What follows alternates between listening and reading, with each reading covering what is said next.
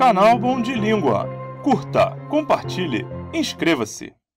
Fala, Bom de Língua! Eu sou o Sandro Taliba e como essa semana tem feriado prolongado, eu vou dar uma pausa nas questões novas da Maratona Enem 2023. Esse vídeo é um compilado da terceira semana, das questões 16, 17, 18, 19 e 20. O texto é exemplar de um gênero discursivo que cumpre a função social de... Como a questão fala da função de um gênero textual discursivo, a gente nem precisa ler o texto inteiro, basta ver qual é o gênero dele. Se a gente olhar o último parágrafo, a gente descobre que o texto é a resenha de um filme. Se não fosse essa parte final, esse texto poderia até ser caracterizado como um resumo, já que a diferença entre os dois é justamente essa informação extra, essa análise posterior da obra. A função de uma resenha é resumir e analisar uma obra. Então é isso que a gente vai procurar nas opções. A letra A fala em narrar cenas na vida das irmãs. Tá fora. A B fala em descrever a separação das irmãs. Também não tem a ver. A opção C fala em sintetizar a história de Helena. Isso seria um resumo. Já a D fala em lançar um filme. Nada a ver, né? Sobrou a letra E, que fala em avaliar, por meio de análise crítica, o filme em referência. Ficou fácil, né? Essa é a correta. Esse texto, que simula um verbete para a palavra palavra, constitui-se como um poema porque... Essa é mais uma questão que aparentemente pode ser resolvida sem ler o texto, já que ela pergunta o que faz dele um poema. A gente precisa procurar nas opções aquela que descreve uma característica de um poema. A letra A diz que o texto tematiza o fazer poético. Isso pode até ser a explicação de um poema, não a característica de um. A B diz que ele utiliza o recurso expressivo da metáfora. Se expressar por metáforas é sim uma característica forte de poemas. Pode ser essa. A opção C fala que ele valoriza a gramática da língua, ou seja, as regras, a norma culta, o que está longe de ser uma característica de um poema. A letra D fala que ele estabelece comparações. Essa ação sozinha fala mais de um texto descritivo do que de um poema. Já a opção E fala que o texto apresenta informações acerca da palavra, o que está longe de ser uma característica de um poema. Ou seja, a resposta certa é mesmo a letra B. O recurso que caracteriza a organização estrutural desse texto é o ou a. Depois de duas questões de resolução rápida, essa parece que vai dar um pouco mais de trabalho. Ela está falando de estrutura, então a gente não precisa necessariamente ler o texto todo, mas sim ver como ele está organizado. Vamos ver o texto então? Morte lenta ao luso infame que inventou a calçada portuguesa. Maldito Dom Manuel I e sua corja de tenentes eusébios. Quadrados de pedregulho irregular socados à mão. À mão! É claro que ia soltar. Ninguém reparou que ia soltar? Branco, preto, as ondas do mar de Copacabana. De que me servem as ondas do mar de Copacabana? Me deem chão liso, sem protuberâncias calcárias. Mosaico estúpido, mania de mosaico. Joga concreto em cima e aplana. Buraco, cratera, pedra solta, bueiro-bomba. Depois dos 70, a vida se transforma numa interminável corrida de obstáculos. A queda é a maior ameaça para um idoso. Idoso, palavra odienta, pior só terceira idade. Aqui já deu para entender a estrutura do texto. Então é hora de ver qual opção descreve ela melhor. A letra A fala da justaposição de sequências verbais e nominais. Justaposição significa colocar coisas próximas, juntas. Sequências verbais e nominais significa frases com verbo e frases sem verbo. A gente consegue ver exatamente isso no texto. O primeiro período tem verbo, inventou. O segundo não tem.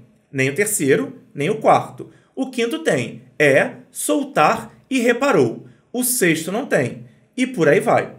Pode ser essa. A letra B fala da mudança de eventos resultante do jogo temporal. Não tem passagem de tempo no texto, então ela está fora.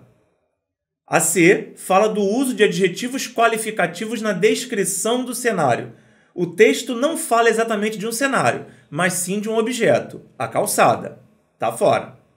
A opção D fala do uso de substantivos sinônimos. A gente não vê isso no texto. Pelo contrário, é mais comum a repetição de palavras. Tá fora.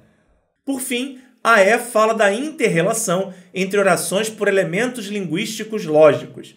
Até tem uma certa lógica na construção do texto, mas a gente precisa lembrar que frase nominal não é oração. Então essa também pode ser descartada. Sobrou como resposta certa a letra A mesmo. Deu para entender? Nesse texto, a violência no futebol está caracterizada como um ou uma.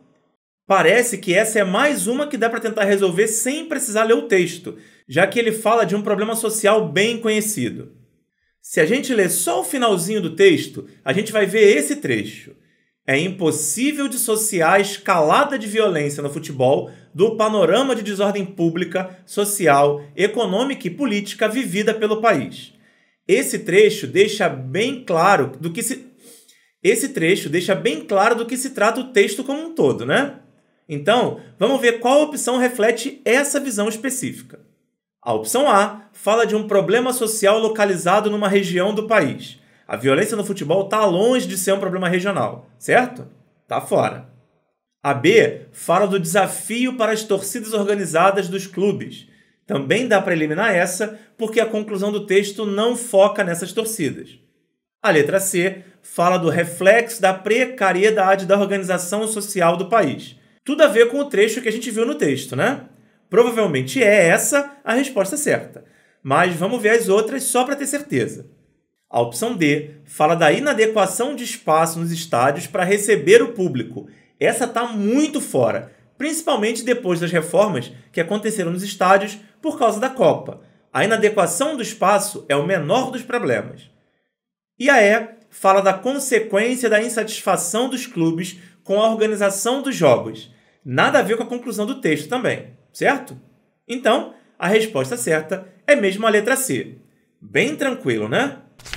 Com base na pesquisa e em uma visão ampliada de saúde, para a prática regular de exercícios ter influência significativa na saúde dos brasileiros, é necessário o desenvolvimento de estratégias que, como se trata de uma pesquisa, a gente vai precisar ler o texto. Mas já dá para ter uma ideia do que a gente vai procurar, o que faz as pessoas não praticarem exercícios. Então, vamos para o texto. 6 em cada 10 pessoas com 15 anos ou mais não praticam esporte ou atividade física. São mais de 100 milhões de sedentários. Esses são dados do estudo Práticas de Esporte e Atividade Física, da PNAD 2015, realizado pelo IBGE. A falta de tempo e de interesse são os principais motivos apontados para o sedentarismo. Paralelamente, 73,3% das pessoas de 15 anos ou mais afirmaram que o poder público deveria investir em esporte ou atividades físicas. Observou-se uma relação direta entre escolaridade e renda na realização de esportes ou atividades físicas, enquanto 17,3% das pessoas que não tinham instrução realizavam diversas práticas corporais, esse percentual chegava a 56,7% das pessoas com o superior completo. Aqui nesse trecho, a gente tem a informação que importa, a relação entre escolaridade e renda e a prática de esportes. É isso que a gente vai procurar nas opções da questão. A letra A fala de estratégias que promovam a melhoria da aptidão física da população. Dá para descartar essa porque não fala de escolaridade nem de renda. A B fala de estratégias que combatam o sedentarismo presente em parcela significativa da população. O sedentarismo é de fato um problema citado, mas a opção não fala de escolaridade e renda. Vamos deixar essa de lado um pouco e procurar uma resposta mais completa. A opção C fala em estratégias que facilitem a adoção da prática de exercícios, com ações relacionadas à educação e à distribuição de renda. Na mosca, né? Mas vamos ver o resto só para confirmar. A letra D fala na construção de mais instalações esportivas, o que não mexe com escolaridade e renda. E a opção E fala de incentivo fiscal para a iniciativa privada destinar verbas aos programas nacionais de promoção da saúde pelo esporte, o que também não mexeria nos pontos mais importantes da pesquisa. Então, a resposta certa é mesmo a letra C. Deu para entender? Se você gostou desse vídeo, deixa seu like e se inscreve no canal se for novo por aqui, para não perder os próximos. E se quiser ver outras correções, é só virar membro do canal. Eu sou o Sandro Taliba e a gente se vê no próximo vídeo. Um abraço!